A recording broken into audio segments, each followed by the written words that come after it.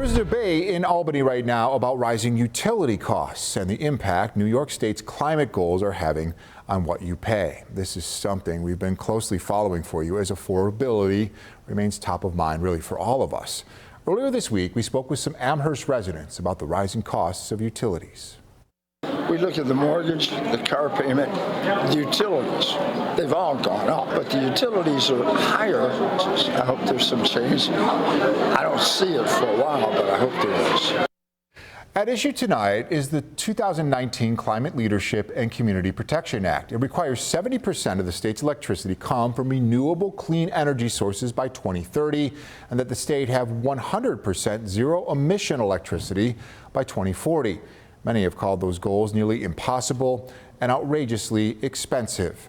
NYSERDA, the state's energy research agency, put out this memo detailing just how much more it would cost if the climate law were fully enacted.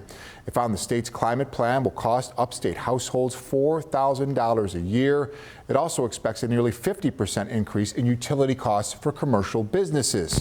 So we took this memo to state lawmakers, and tonight I'm sharing their reaction. I don't think it's a surprise to anybody that affordability when it comes to energy costs is a real issue right now. Governor Hochul signaling this week that potential changes could be ahead for New York's climate law. Citing affordability concerns and rising costs, the governor said she plans to work closely with state lawmakers to review the emissions and energy mandates outlined in the Climate Leadership and Community Protection Act of 2019, or CLCPA.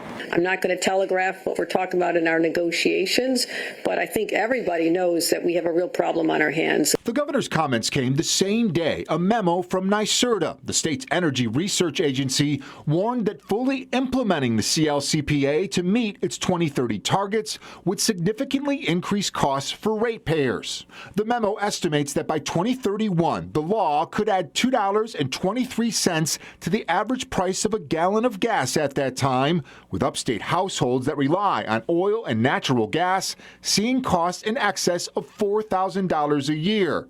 The governor says the world has changed since she backed the climate law in 2019. A pandemic which disrupted global supply chains, raising the cost of everything we're trying to do to build more clean energy, renewable energy. It's going to increase the costs, and it's something that we want to slow down. We took the energy conversation to two state lawmakers, one from each party. We want an all-of-the-above approach to energy, something that works for us. We can get to that energy goal of being more clean energy, more green energy, but it has to be at a rate that's sustainable to the taxpayers, the ratepayers across New York State.